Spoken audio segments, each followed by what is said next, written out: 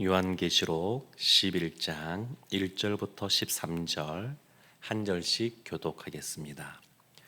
또 내게 지팡이 같은 갈대를 주며 말하기를 일어나서 하나님의 성전과 제단과 그 안에서 경배하는 자들을 측량하되 성전 바깥 마당은 측량하지 말고 그냥 두라. 이것은 이방인에게 주었은지 그들이 거룩한 성을 42달 동안 짓밟으리라. 내가 나의 두 증인에게 권세를 주리니 그들이 굵은 베옷을 입고 1260일을 예언하리라.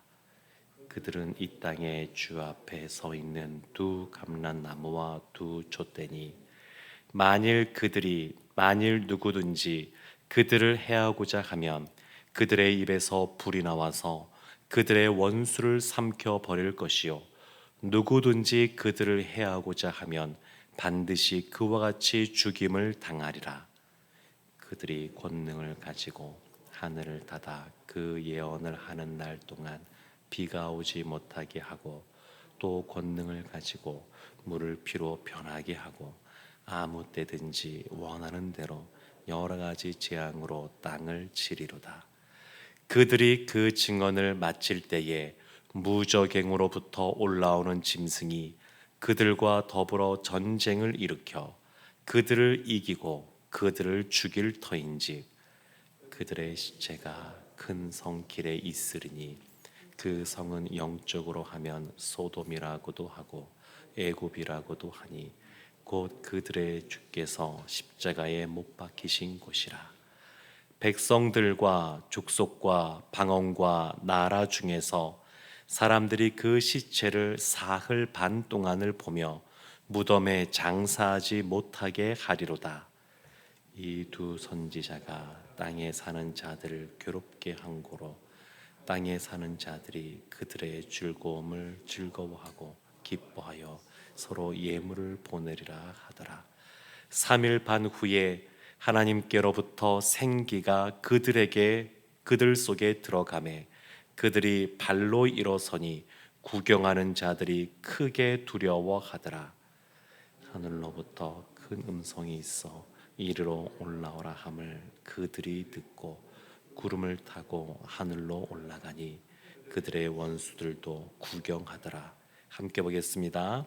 그때에 큰 지진이 나서 성 10분의 1이 무너지고 지진에 죽은 사람이 7천이라.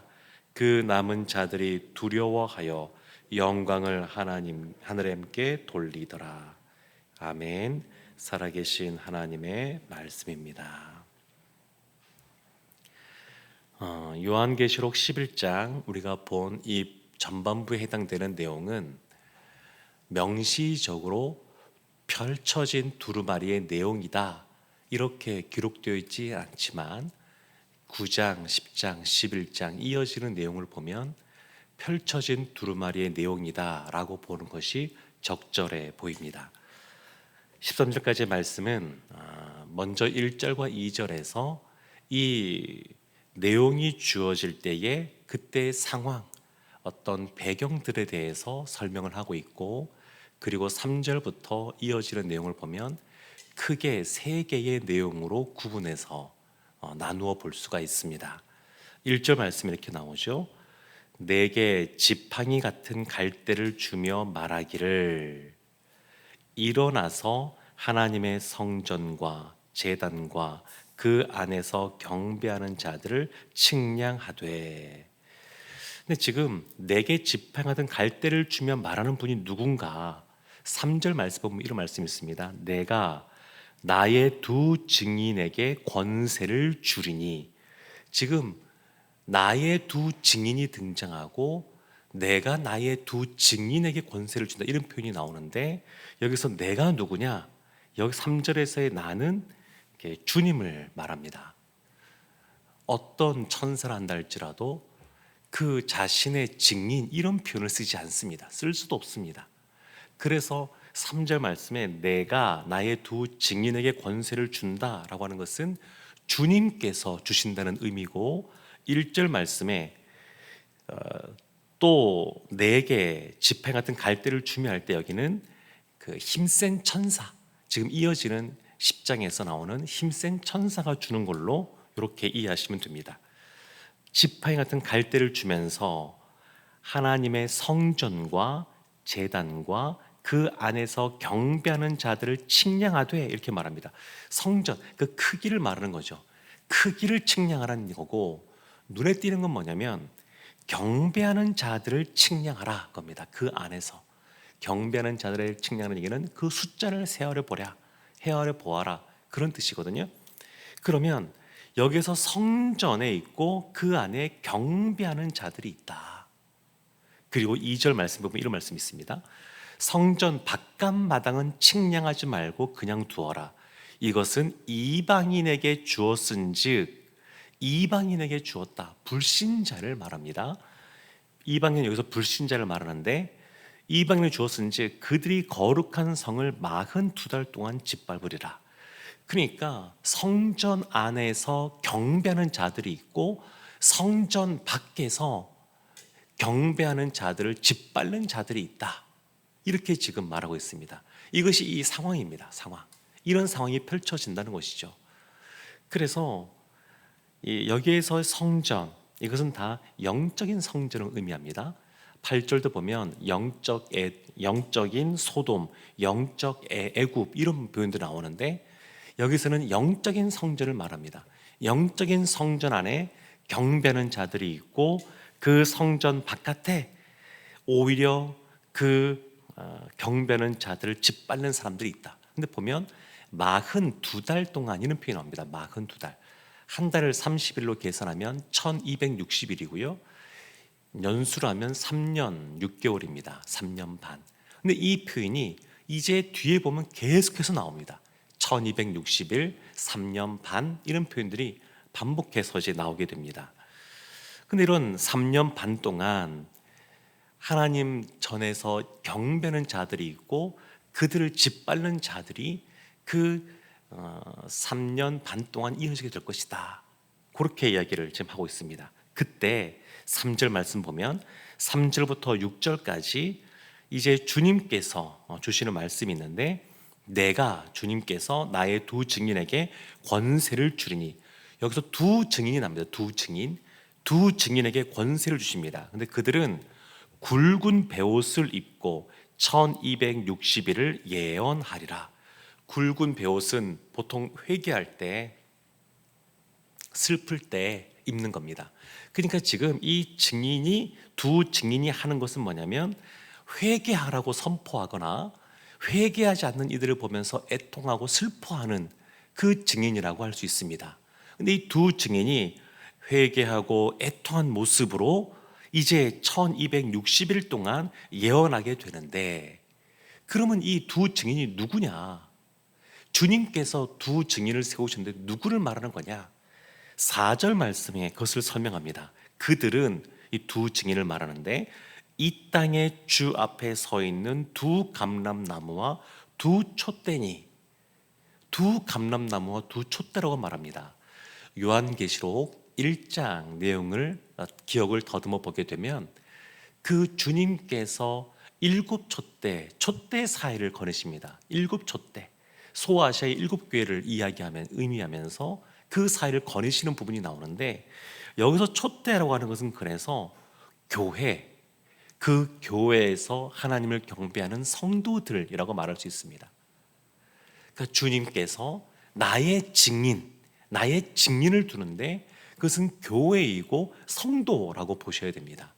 예수님께서도 사도행전 1장 8절에서 승천하시면서 뭐라고 말씀하시냐면, 성령 너에게 임하시면 너희가 권능 있는 증인이 될 것이다, 이렇게 말씀하셨는데, 여기서 말하는 두 증인은 교회와 성도를 일컫습니다. 5절 말씀에 보면 이렇게 나오죠. 만일 누구든지 그들을 해하고자 하면 그들의 입에서 불이 나와서 그들의 원수를 삼켜버릴 것이요, 누구든지 그들을 해하고자 하면 반드시 그와 같이 죽임을 당하리라. 하나님의 성전에서 하나님을 경배하는 자들이 있습니다. 그런데 불신자들 중에서 그 경배하는 자들을 짓밟는 자들이 있습니다. 그런데 그걸로 끝나는 것이 아니라 주님께서 두 증인을 내세워서 그들에게 권세를 행하게 하십니다. 그래서 누구도 그들을 해할 수가 없습니다. 예수님께서도 뱀을 집어들고 독을 마신다 그래도 해를 당하지 않을 것이다. 주님의 자녀들은 이런 보호를 받는다고 말씀하고 있는데 지금 그런 모습이 나타나고 있습니다. 6절 말씀에 보면 그들이 두 증인이죠. 권능을 가지고 하늘을 닫아 그 예언을 하는 날 동안 비가 오지 못하게 하고 또 권능을 가지고 물을 피로 변하게 하고 아무 때든지 원하는 대로 여러 가지 재앙으로 땅을 치리로다. 그러니까 구약에 나타났던 모세를 통하여서 보여줬던 모습들, 또 엘리야 선지자를 통해서 보여줬던 모습들을 연상하시면 이해하기가 쉽습니다. 그렇게 어렵지가 않습니다. 모세가 하나님께 받은 그런 권세를 가지고 그리고 그 애굽에 가서 물을 변하여 피가 되게 하는 그런 이적을 행하기도 했었고, 그리고 엘리야 선지자가 기도했더니 3년 반 동안 하늘이 닫혀서 비가 오지 않는 가뭄이 초래되기도 했었습니다. 그것처럼 이와 같이 이 마지막 때에 이 두 증인에게 주님이 그런 권세를 주신다는 겁니다. 권세. 여기서 예언하는 날 하는데, 예언이라 그러면 우리가 그냥 흔히 미래에 어떤 일이 있을지 점치는 것처럼 그렇게 생각하기도 합니다만 그런 부분이 없는 건 아닙니다. 근데 기본적으로 성경에서 예언자들, 선지자들은 보면 하나님의 뜻이 어떤 것인지, 하나님의 마음이 무엇인지 그것을 알려주는 것에 초점이 맞춰져 있습니다. 지금 이 예언도 마찬가지입니다. 두 증인이 예언하는 것도 지금 쭉 계속 보겠지만 하나님의 마음이 무엇인지, 하나님이 어떤 것을 행하실 것인지 알려주는데 초점이 있습니다. 그래서 이와 같이 성전에서 예배하는 자들이 핍박당하고 짓밟히는 걸로 끝나는 것이 아니라 두 증인을 내세워서 그들의 그 두 증인으로 말미암아 이 세상 가운데 권세 있는 모습을 보여주고 또 안전하게 보호받는 모습이 있을 것이다, 이렇게 말씀하고 있습니다. 근데 이걸로 끝나는 것이 아니라 7절 말씀에 보면 사단의 일시적인 반격이 나오기 시작합니다. 그 7절 말씀에 그들이 이 증언을 마칠 때에, 그래서 지금 시점으로 보면 정확하진 않지만 이 1260일 42달 동안 짓밟히는, 성도들이 짓밟히는 상황이 있고, 또 이어서 보면 1260일 이 3년 반 동안 두 증인이 권세 있는 그러한 증언, 예언을 하는 모습이 나옵니다. 이 시기가 이어지는 것일 수도 있고 동일하게 겹친 것일 수도 있습니다. 겹칠 수도 있지 않을까, 이렇게 보여지기도 합니다. 근데 7절 말씀 보면 이 증언을 마칠 때 3년 반이라고 하는 시간이 지난 다음에 7절 말씀, 그 증언을 마칠 때에 무적행으로부터 올라오는 짐승이 그들과 더불어 전쟁을 일으켜 그들을 이기고 그들을 죽일 터인지. 그러니까 3년 6개월 동안 두 증인의 권세 있는 그러한 사역들로 말미암아 신자들이, 이 교회와 성도들이 정말로 보호받고 능력 있는 모습을 보여주지만 그 이후에 무적행, 지옥이죠. 지옥에서부터 올라오는 짐승, 그러니까 악한 사람, 악한 나라, 이것을 대변하고 있는데 이들이 올라와서 영적 전쟁을 벌이게 됩니다. 그리고 그들이 이기고 그들을 죽일 것이다. 그러니까 이 두 증인, 교회와 성도들을 무정에서 올라온 짐승들이 이기는, 영적 전쟁에서 그들이 이기는 모습을 보여주는 때가 일시적으로 나타날 것이다, 이걸 얘기하고 있습니다. 8절 말씀에 그들의 시체가 큰 성에 있으리니 그 성은 영적으로 하면 소돔이라고도 하고 애굽이라고도 하니 곧 그들의 주께서 십자가에 못 박히신 곳이라. 그래서 교회가, 성도들이, 그 두 증인이 결국 죽게 될 것이고 그 시체가 그냥 길에 그냥 있게 됩니다. 그리고 그들이 죽은 곳이 주께서 십자가에 못 박히신 곳. 그러니까 주님께서 예루살렘 갈보리 언덕에서 돌아가셨는데 그 돌아가신 곳이 영적으로 어떤 의미냐면 그곳이 영적인 소돔이고 영적인 애굽이라는 겁니다. 예수님은 갈보리에서 돌아가셨지만 사실은 그곳은 영적 소돔이요 영적 에돔입니다. 그러니까 이때에 이 두루마리가 펼쳐지는 이때, 이 내용을 알게 되는 이때에 보면 이와 같은 어려운 일들이 성도들에게 교회 가운데 닥칠 것이다, 이렇게 이야기하고 있습니다. 그래서 9절 말씀에 보면 백성들과 족속과 방언과 나라 중에서, 그러니까 수많은 불신자들, 이 악의 세력에 속해 있는 사람들, 하나님께서 그렇게 회개하고 돌이키라고 말씀하지만 여전히 회개하고 돌이키지 않는 사람들 무수히 많이 있다는 것을 알 수 있습니다. 그들이 백성과 족속과 방언과 나라 중에서 그 사람들이 그 시체를 사흘 반 동안을 보며 무덤에 장사하지 못하게 하고요, 10절 말씀, 이 두 선지자가 땅에 사는 자들을 괴롭게 한 고로 땅에 사는 자들이 그들의 죽음을 즐거워하고 기뻐하여 서로 예물을 보내리라 하더라.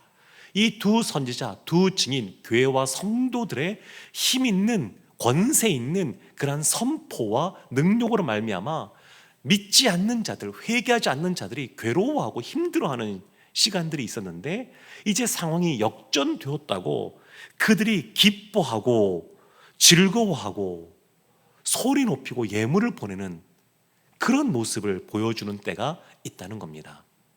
근데 이걸로 끝나는 것이 아닙니다.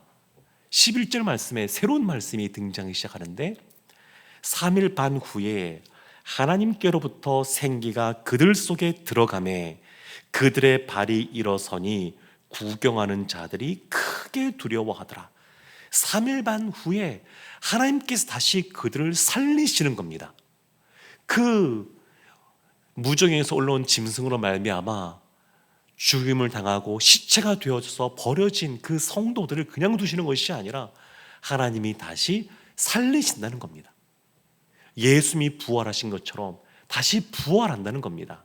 그리고 12절 말씀에 보면 하늘로부터 큰 음성이 있어 이리로 올라함을 그들이 듣고 구름을 타고 하늘로 올라가니 그들의 원수들도 구경하더라.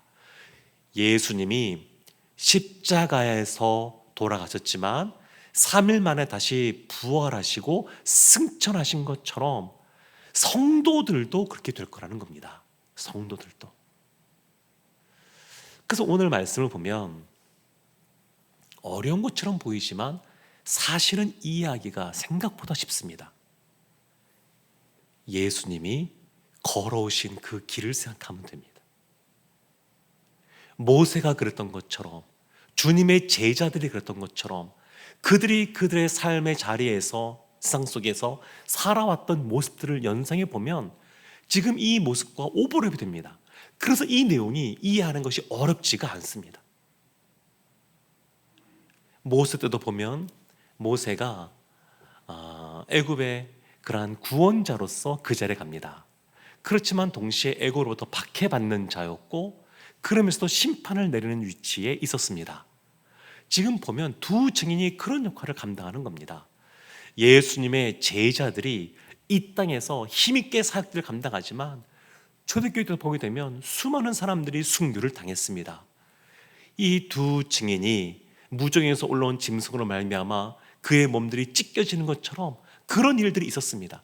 그러나 그 초대교회의 그런 상황 속에서 그것이 지나면서 어떻게 되느냐, 오히려 더 복음이 크게 넓게 확산되어졌고 그리고 많은 사람들이 주님께 돌아오는 역사가 나타났습니다. 이 마지막 때에 그런 모습이 있을 거라는 겁니다. 그래서 오늘 이 말씀을 보게 되면 참 하나님이 무엇을 원하시는가, 하나님의 마음이 무엇인가, 거기에 좀 초점을 맞출 필요가 있습니다. 하나님은 지금 이 놀라운 이와 같은 역사들을 보면서도 11절, 13, 12절, 13절 보면 이런 말씀 나오거든요.